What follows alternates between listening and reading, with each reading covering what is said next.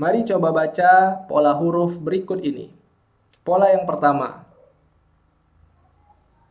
pola yang kedua, pola yang ketiga, pola yang keempat.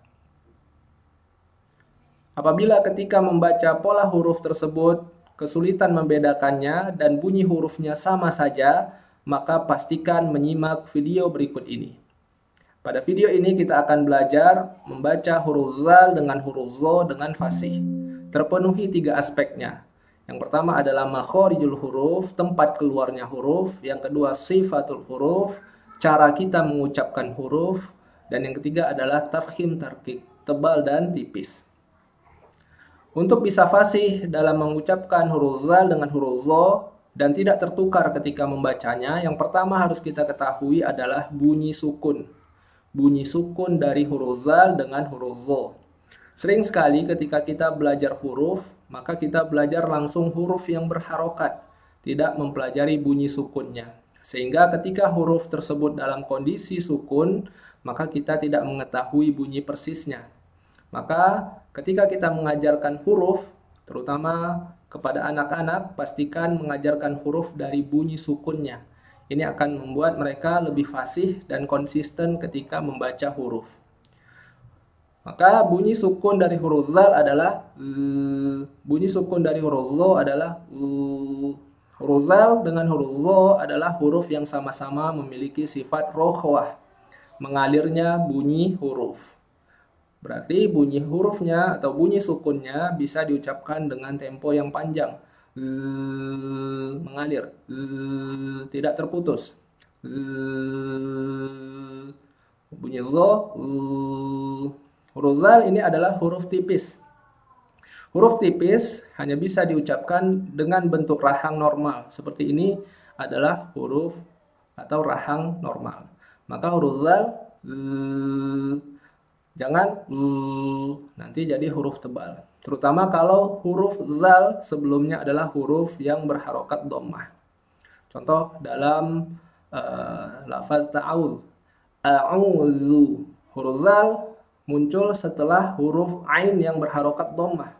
Maka jangan a'udzu, tapi a'udzu billahi minasyaitonir rajim. Ini bibir lagi jangan langsung zal, karena huruf zal tidak bisa diucapkan ketika bibir kita berbentuk u. Maka a'udzu. Inilah pentingnya kita mengetahui huruf zal adalah huruf tipis. Maka bunyi sukunnya bedakan kalau bibir kita u, maka huruf zal tidak akan bisa diucapkan ketika bibir kita u. Maka tarik bibirnya supaya normal, posisi normal. Sedangkan huruf zo adalah huruf yang selalu tebal. Huruf zal dengan huruf zo makhrajnya sama, yaitu ujung lidah bertemu ujung gigi seri atas. Maka karena makhrajnya sama, maka ini perlu kita perhatikan dari sisi bentuk rahangnya. Maka bentuk rahang huruf zo itu adalah huruf yang keluar di rahang tebal. Bentuk rahang tebal itu seperti rahang ketika kita mengucapkan huruf O. O yang normal, tidak dibuat-buat. Kalau dibuat-buat O. O. Jangan normal saja. O. O. O. Maka huruf zo keluar dari rahang O. Huruf zal. Huruf zo. Makhrajnya sama. Ujung lidah kita bertemu dengan ujung gigi seri atas. Dan mengalir suaranya. Tidak terputus. Salah satu yang sering terjadi ketika membaca huruf zal dengan huruf zo, yaitu kehilangan sifat rokhwah, tidak mengalir bunyi hurufnya. Bunyi huruf mengalir, dia bisa mengalir stabil, tidak terputus.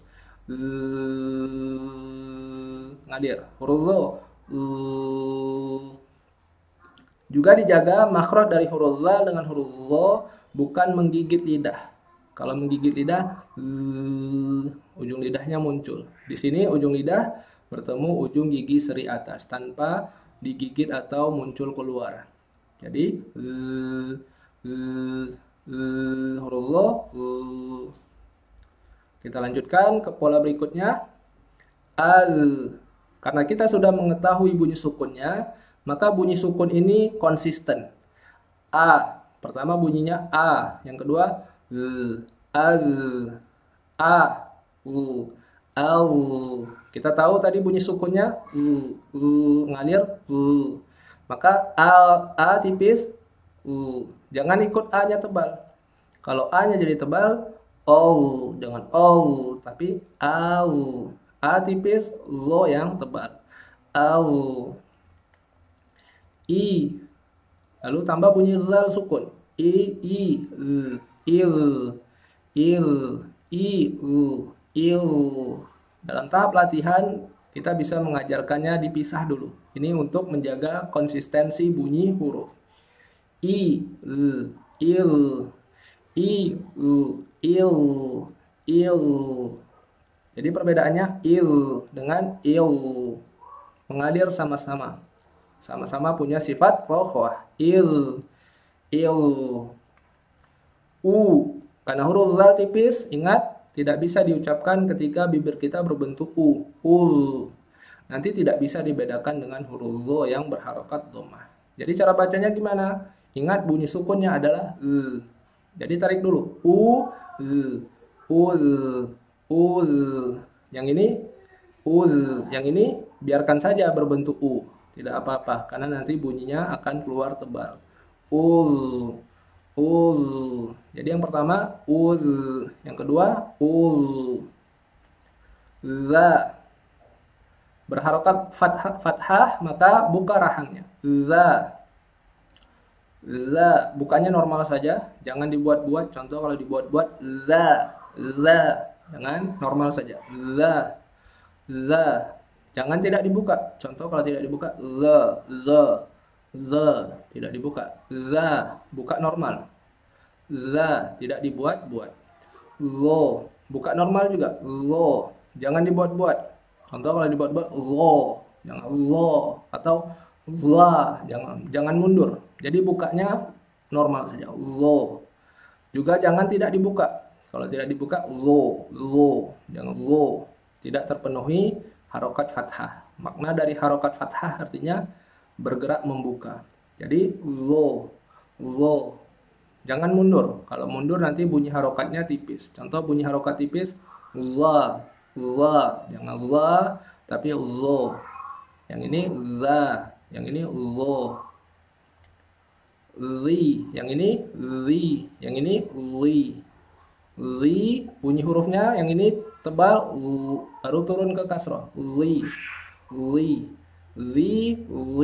Beda ya. Yang ini zi. Yang ini zi. Berharokat dhammah, maka huruf zal ketika berharokat dhammah bibirnya jangan langsung U. Nanti tidak bisa dibedakan dengan zo yang berharokat dhammah. Jadi cara bacanya gimana? Bunyi sukun dulu. Cara latihannya boleh dipisah bunyi huruf dengan bunyi dhammah. Kenapa dipisah? Karena sering sekali karena ini sudah jadi kebiasaan, kita agak susah menjaga agar bibir kita tidak U duluan, tidak maju duluan. Karena pastinya bibirnya langsung U, dan ini memang kebiasaan dalam pengucapan huruf alfabet, di mana bunyi konsonan diucapkan di bentuk bibir huruf vokalnya. Misalnya harokatnya konsonannya S, lalu ketemu vokalnya U, maka pasti langsung su. Tidak pernah kita ucapkan su. Maka kebiasaan dalam pengucapan huruf alfabet jangan kita bawa ketika membaca Al-Quran. Di sini huruf zal tipis, harokatnya U, maka cara bacanya zu.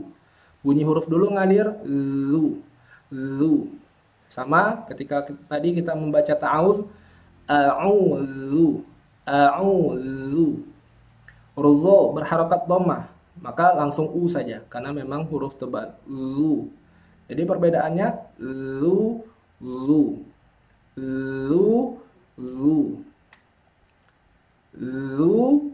Yang ini pola yang pertama zu. Karena dia huruf tipis, jangan langsung U. Zu. Yang ini zu. Yang ini tebal langsung berarti U saja. Zu. Coba kita baca dari awal. Zu, zu. Zi berarti bunyi huruf, zi bunyi huruf juga, bunyi hurufnya baru tambah harokat kasroh. Zi, zi, zi, zi, zi, zi, zi, zi, zi, zi, zi, zi, zi, zi. Lu. Huruf pertama tipis, maka alirkan dulu bunyi huruf baru u. Lu. Ketemu huruf zo tebal berarti langsung bisa diucapkan di bibir u-nya. Lu. Lu. Yang ini langsung u, lu. Alirkan bunyi hurufnya dulu u, lu. Tapi ketemu huruf tipis, tarik bibirnya. Luz. Luz. Jadi yang pertama bunyinya luz, yang kedua luz. Luz, luz, luz, luz. Zil. Yang ini huruf tipis, zo tebal. Bunyi sukun itu selalu konsisten. Berarti zi, zil, zil. Lalu ini zi, bunyi sukun tipis. Zil, zil. Berarti bunyi tebal dulu di awal. Karena huruf zo, baru kasroh, zi. Lalu harokat bunyi zal tipis, berarti langsung saja. Zil, zil, zil, zil. Nah ini dia pola latihan untuk huruf zal dengan huruf zo.